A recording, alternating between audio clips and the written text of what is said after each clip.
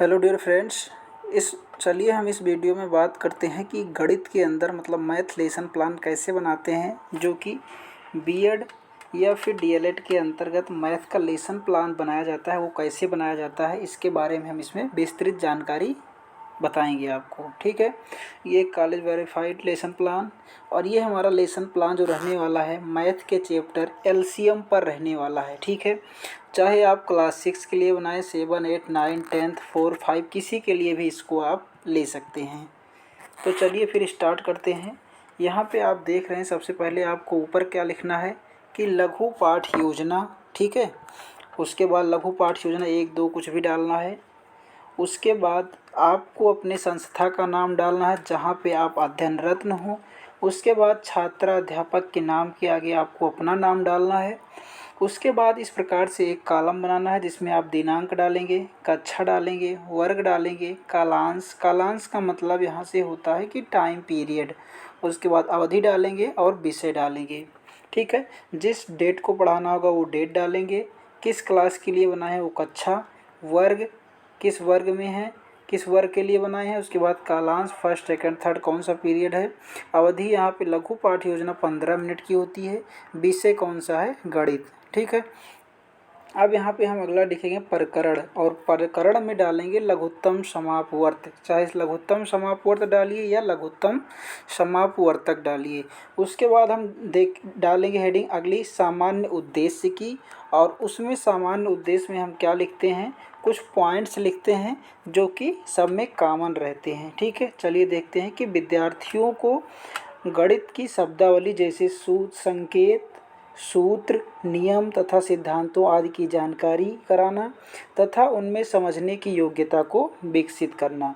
दूसरा पॉइंट है विद्यार्थियों को जीवन की व्यवहारिक समस्याओं में गणित का ज्ञान तथा कौशलों का उपयोग करने में कुशल बनाना। तीसरा पॉइंट है विद्यार्थियों में संश्लेषण, विश्लेषण, सोचने समझने, कारण बताने तथा तर्कपूर्ण चिंतन करने की योग्यता का विकास करना। उसके बाद है विद्यार्थियों में ध्यान केंद्रित करने की योग्यता तथा खोजपूर्ण आदतों को विकसित करना। उसके बाद है पांचवा पॉइंट है कि विद्यार्थियों को गणित का ज्ञान कराकर तकनीकी युक्तियों के लिए तैयार करना। अगला पॉइंट है विद्यार्थियों में गणित विषय के प्रति रुचि उत्पन्न करना। उसके बाद अगला पॉइंट है कि विद्यार्थियों में गणित के ज्ञान का जीवन के अन्य क्षेत्रों में उपयोग करने की कुशलता प्रदान करना। अगला पॉइंट है विद्यार्थियों को समय का सदुपयोग करने की क्षमता को विकसित करना। 9वां पॉइंट है विद्यार्थियों को समाज में उत्तम जीवन के लिए प्रशिक्षित एवं प्रेरित करना। 10वां पॉइंट है विद्यार्थियों में आधुनिक तकनीकी युक्तियों जैसे कैलकुलेटर, कंप्यूटर एवं डिजिटल इत्यादि को प्रयोग में लाने के लिए कौशलों का विकास करना। जब हमारा सामान्य उद्देश्य कंप्लीट होता है उसके बाद हम अगला हेडिंग डालते हैं विशिष्ट उद्देश्य की। ठीक है, और विशिष्ट उद्देश्य में पहली हेडिंग डालते हैं हम ज्ञानात्मक उद्देश्य, और उसमें लिखेंगे पहला पॉइंट छात्र लघुत्तम समापवर्त को परिभाषित कर सकेंगे, और दूसरा पॉइंट है छात्र लघुत्तम समापवर्त के बारे में जान सकेंगे। फिर दूसरा पॉइंट विशिष्ट उद्देश्य के अंतर्गत डालेंगे बोधात्मक उद्देश्य। उसमें लिखेंगे छात्र लघुत्तम समापवर्त से संबंधित उदाहरण दे सकेंगे और विद्यार्थी लघुत्तम समापवर्त के प्रकार में अंतर बता सकेंगे। उसके बाद इसी के अंतर्गत हम डालेंगे अनुप्रयोगात्मक उद्देश्य। उसमें लिखेंगे विद्यार्थी लघुत्तम समापवर्त से संबंधित प्रश्नों को उपयुक्त विधियों द्वारा हल कर सकेंगे तथा उनका अपने दैनिक जीवन में प्रयोग कर सकेंगे। और उसके बाद हम लिखेंगे इसी के अंतर्गत कौशलात्मक प्रश्न। उसमें हम लिखेंगे विद्यार्थी लघुत्तम समापवर्त से संबंधित प्रश्नों को शीघ्रता, शुद्धता एवं स्वच्छता से हल कर सकेंगे। फिर अगली हेडिंग हमारी पड़ेगी आगे शिक्षण विधियाँ। शिक्षण विधियों में हम डालेंगे व्याख्यान विधि, प्रश्नोत्तर पर विधि और आगमन निगमन विधि। उसके बाद पूर्व ज्ञान की हेडिंग पड़ती है। विद्यार्थियों को मतलब जब आप एलसीएम एचसीएफ पढ़ा रहे हैं तो इससे मतलब है कि उसको पूर्व ज्ञान जो है पहाड़े के बारे में सामान्य जानकारी है, तभी तो आप एलसीएम और एचसीएफ पढ़ाएंगे। उसके बाद प्रस्तावना प्रश्न, चलिए देखते हैं कैसे पूछा जाता है प्रस्तावना प्रश्न। अब प्रस्तावना प्रश्न पूछने के लिए सबसे पहले आप पूछेंगे उससे पहाड़ा, क्योंकि हमें प्रकरण जो है वो एलसीएम निकलवाना है, तो सबसे पहले कोई भी पहाड़ा 2 का ले सकते हैं, 4 का, तो हमने 4 का पूछा। तो छात्र का कथन है 4 दूनी 8 12 16 इस प्रकार से। फिर हमने कहा 6, ये सही है, ठीक है, ये सही है, नहीं तो आप जानिए कि गलत लिखा है, ये बिल्कुल सही है, ये लाइन भी आपको लिखना है। उसके बाद यहाँ डालेंगे 6 12 18 24 30, ये 6 का पहाड़ा हो गया। उसके बाद आप दूसरा प्रश्न पूछेंगे, दोनों में जो संख्या उभयनिष्ठ या कॉमन है उसको बताओ, तो वो बताएंगे कि 12 और 24 जो है ये दोनों में उभयनिष्ठ है। आप कहेंगे इसमें सबसे छोटी संख्या 12 को हम क्या कहेंगे, तो इसमें जो सबसे छोटी संख्या 12 है, मतलब जो इन सब को विभाजित कर दे उसको क्या कहते हैं, लघुत्तम समापवर्तक। फिर अगला हमारा प्रश्न होगा कि लघुत्तम समापवर्त के विषय में आप क्या जानते हैं, तो जो लास्ट प्रश्न बनाना है आपको वो समस्यात्मक बनाना है, ठीक है, जिसके बारे में अब आपको विस्तृत आगे पढ़ाना है। आगे है हमारा पढ़ेगा उद्देश्य कथन। उद्देश्य कथन में लिखेंगे हम कि बच्चों आज हम लघुत्तम समापवर्त के बारे में विस्तृत अध्ययन करेंगे। इतना लिखने के बाद आपकी हेडिंग पड़ेगी प्रस्तुतिकरण की। प्रस्तुतिकरण में आप शिक्षण बिंदु डालेंगे, छात्र कथन डालेंगे, छात्र क्रिया डालेंगे और मूल्यांकन डालेंगे, ये 4 कलम आप बनाएंगे। उसके बाद आपका शिक्षण बिंदु रहेगा मल्टीपल यानी कि अपवर्त। तो अपवर्त के बारे में आप बताएंगे यहाँ पे, जैसा कि यहाँ पे बताया गया है। क्या बताएंगे कि किसी संख्या का अपवर्त ज्ञात करने के लिए उसे प्राकृतिक संख्या से गुणा करते हैं और जो संख्याएं प्राप्त होती है वो उस संख्या का अपवर्त कहलाता है। आप यहाँ पे एग्जाम्पल भी दे सकते हैं। 3 का अपवर्त क्या होता है, अपवर्त मतलब मल्टीपल होता है, और 4 का अपवर्त क्या होता है, ठीक है। उसके बाद छात्र क्या करें, ध्यानपूर्वक सुनेंगे।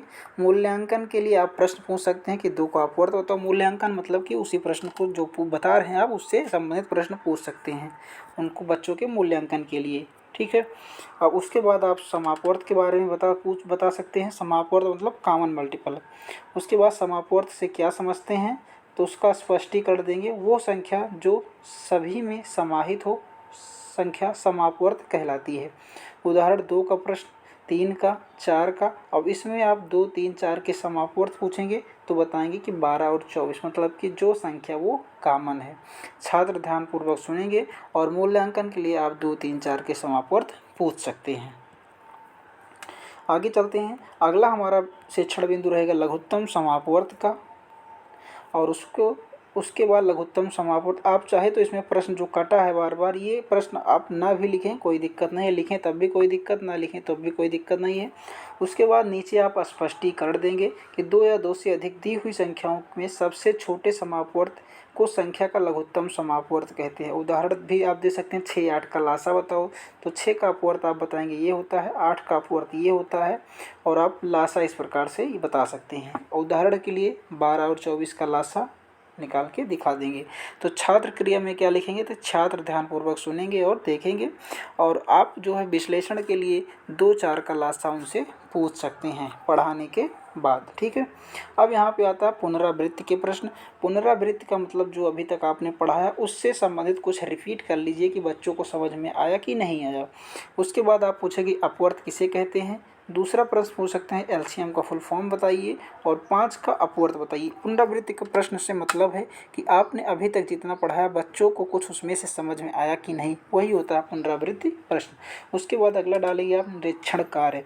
निरीक्षण कार्य में क्या लिखेंगे कि छात्र कक्षा में घूम घूम कर छात्रों के कार्यों का निरीक्षण करेगा, वह उनकी समस्याओं का निराकरण करेगा, वह उनकी यहाँ पे लिखेंगे निरीक्षण करेगा, वह उनकी यहाँ पे लिखेंगे पठन पाठन जैसी समस्याओं का निराकरण करेगा, ठीक है। उसके बाद श्यामपट्ट सारांश लिखेंगे। यहाँ पे श्यामपट्ट सारांश का मतलब है जो आपने मूल्यांकन की तालिका में लिखा था। तो 2 का अपवर्त यहाँ पे आप बता सकते हैं इस प्रकार से। फिर 2 3 4 के समापवर्त बता सकते हैं। जो अभी तक आपने मूल्यांकन में लिखा वो सब श्यामपट्ट सारांश में लिखना है। और श्यामपट्ट सारांश जो है आप लेंगे एक चार्ट, और चार्ट को काट काट के यहाँ पे लिख कर चपका देंगे, ठीक है। इस पे नहीं लिखना है जैसे कि यहाँ पे लिखा गया है। उसके बाद गृह कार्य देंगे, कुछ कम से कम 3 प्रश्न, ज़्यादा से ज़्यादा 5 प्रश्न।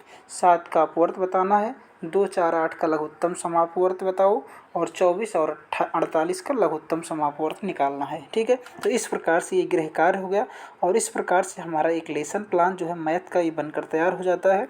आपको कैसा लगा ज़रूर बताना, और इस चैनल के माध्यम से आप किसी भी सब्जेक्ट का, चाहे वो इंग्लिश लैंग्वेज में हो चाहे हिंदी लैंग्वेज में, बात करें सिविक्स का जो है वो इंग्लिश लैंग्वेज में है, बाकी इंग्लिश का भी अपलोड है, आप जाके देख सकते हैं। ठीक है, धन्यवाद।